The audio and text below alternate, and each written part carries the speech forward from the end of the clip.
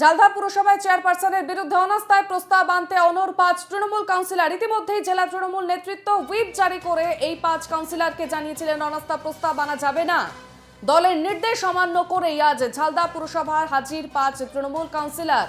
বর্তমানে ঝালদা পুরসভা তৃণমূলের দখলে এবং নির্দল প্রতীকে জয়ী শিলা চ্যাটার্জি বর্তমানে তৃণমূলে যোগ দিয়েছেন। ৫ তৃণমূল কংগ্রেসেরই ক্ষোভ, তাদের মধ্যে কাউকে চেয়ারপারসন না করে কেন নির্দল প্রার্থীকে চেয়ারপারসন করলো দল। তাই দুই কংগ্রেস কাউন্সিলরের সঙ্গে মিলিত হয়ে পুরপ্রধানের বিরুদ্ধে অনাস্থা আনে ৫ তৃণমূল কাউন্সিলর। অন্যদিকে পুরপ্রধান আজকে সভা বাতিল করে ২৭শে জানুয়ারি সভা ডাকার চিঠি দিয়েছেন।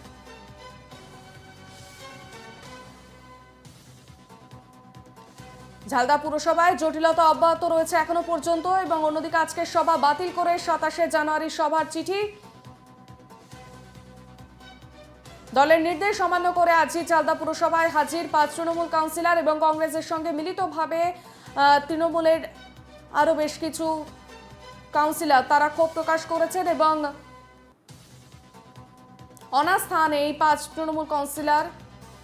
অন্যদিকে পুরসভার পুরপ্রধান আজকের সভা বাতিল করে ২৭শে জানুয়ারি সভা ডাকার চিঠি দিয়েছেন। আমাদের সঙ্গে রয়েছেন টেলিফোনে প্রতিনিধি বুদ্ধদেব পাত্র। বুদ্ধদেব, ঝালদা পুরসভা এখনো কিন্তু জটিলতা অব্যাহত রয়েছে। ঝালদা পুরসভার যে ৫ তৃণমূল কাউন্সিলর তারা কি আপডেট রয়েছে এই বিষয়ে? হ্যালো।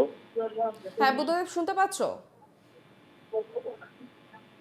হ্যাঁ, hello hello hello Buddhadeb, Jhalda পুরসভার জটিলতা এখনো পর্যন্ত অব্যাহত রয়েছে, যে অনাস্থা প্রস্তাব আনছে ৫ তৃণমূল কাউন্সিলর, কি আপডেট রয়েছে?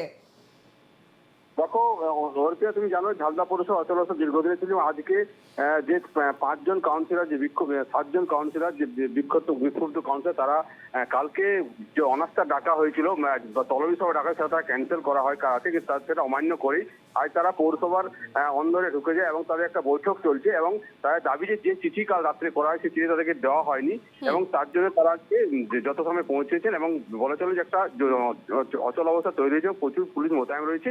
এদিকে তুমি জানো অর্পিতা, যে এই ঘটনার জেরে তৃণমূলের যিনি জেলা সভাপতি রয়েছেন সোমেন দলবেরা, তিনি গতকালই রাতেই একটা হুইপ জারি করেছেন যে যারা এই তৃণমূলের যে রয়েছে অনাস্থা ডাক দিতে মানা করেছে, যারা মানবে না তাদের বিরুদ্ধে কড়া ব্যবস্থা নেবে দল। কিন্তু এই দুই মিলে এখন একটা অচল অবস্থা তৈরি হয়েছে এবং যে ৭ জন যে কাউন্সিলর তারা তাদের মতো করে তারা ভেতরে ঢুকেছেন এবং একটা বৈঠক চলছে এবং তারপরেই জানা যাবে যে এই যে তলাবি সভা, সেই তলাবি সভা কি হচ্ছে। অর্পিতা, একেবারেই ধন্যবাদ বুদ্ধদেব।